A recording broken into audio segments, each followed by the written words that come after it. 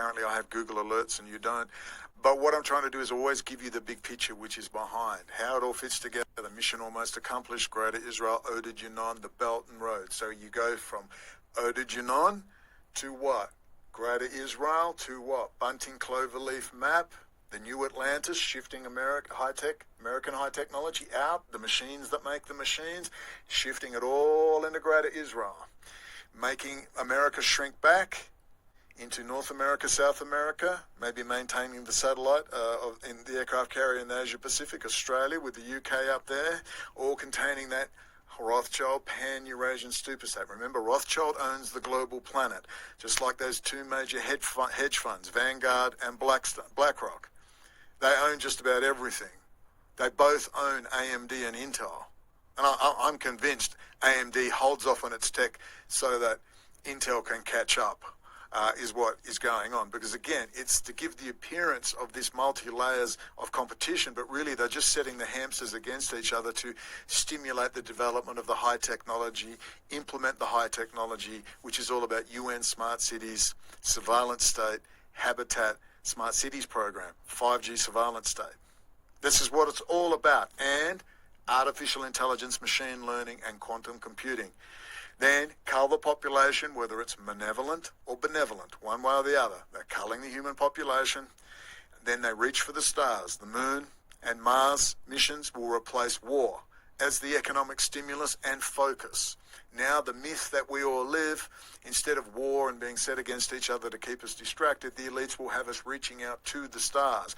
But only a certain elite, in terms of us as the peasantry, will be kept, because as the age of the machines comes on board, they need us less and less and less. We are the unstable assets they wish to get rid of. So talking about unstable assets, let's talk about Vladimir Putin, and let's talk about Dr. Steve Pieczenik. Good old Dr. Steve Pieczenik, and what he had to say when he bragged. This is Kissinger's right-hand man on Alex Jones' InfoWars only about 18 months ago, bragging about he and Kissinger put in Vladimir Putin. And then we are going to watch this segment. We are going to go down here. We're going to go down on my Brendon O'Connell page. We're going to go to videos, and we're going to go to video 59. Kissinger and the UN Smart Cities program. This is an excellent video. I just watched it again and went, wow, it's less than an hour. And I thought, that is a really damn good video. I summed up everything there. I can't believe it. And I read from a teleprompter. I urge you to go and watch it. Let's watch a couple of excerpts, because you'll really understand what's going on in Kazakhstan and that big picture we keep talking about. We've got to get back to the... Now, this is the really good section in that UN Smart Cities Kissinger video. This is number 9, section 9, commies who become capitalists. Let's watch 10 minutes. 10 minutes, and then we'll wind it up. You must watch that video, video 59, Henry Kissinger and the UN Smart Cities program. Then as we wind up, I want to talk about Kissinger's role with Chile and Allende and creating hyperinflation, and that's who's doing the exact thing right now in the United States. Kissinger and his friends, they will be made accountable. Commies who become capitalists. Let's watch.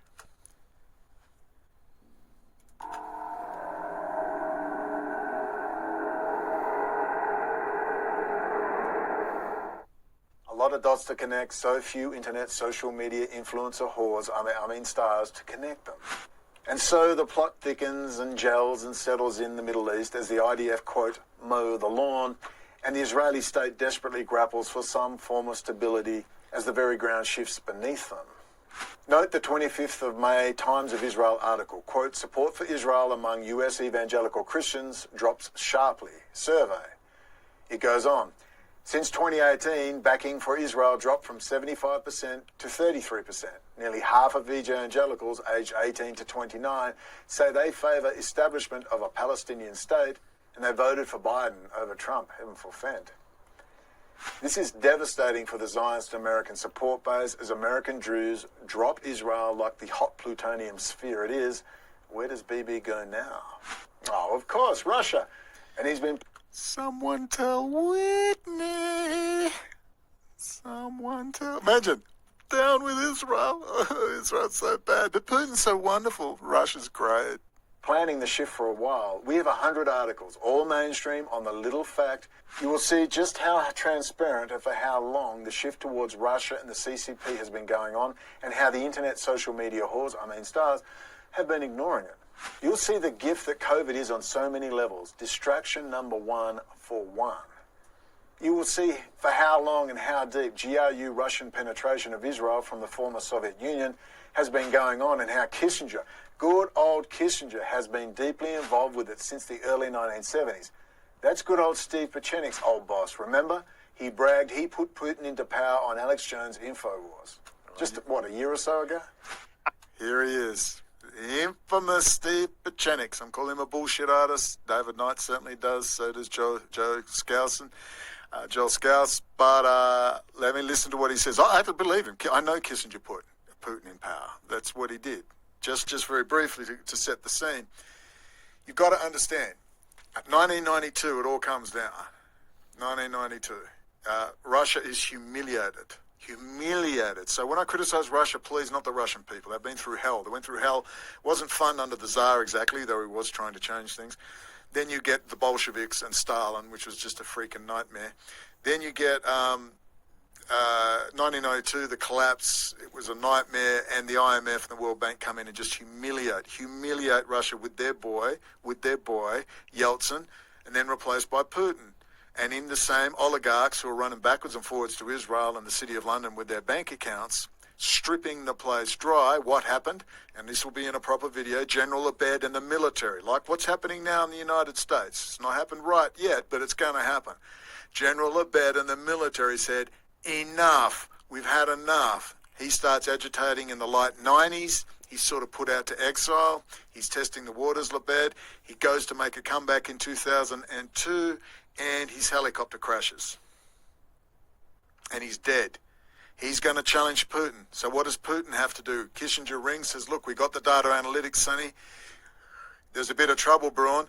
Just go and humiliate a few, shove Berezovsky out the door and a bunch of them, and then we'll just replace them with more of the same. And you get Oleg Deripaska and do a big, you're a bunch of parasites, rah, rah, rah, and you wave your fingers at them, and they look all demure, and we just fill it with the same people, but we'll do it better this time.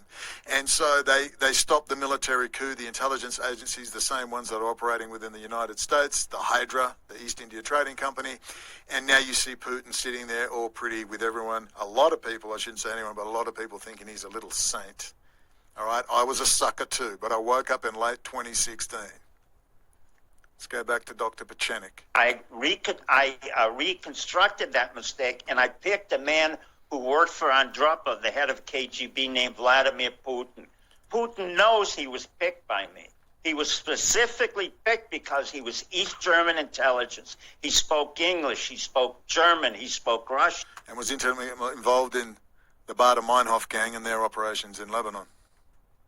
And Angela Merkel, who has a PhD in nuclear physics, knew him very well and could help control Well, it's him. funny you say this, because I know because your Russian background and all that, you were involved in the Cold War, the highest levels.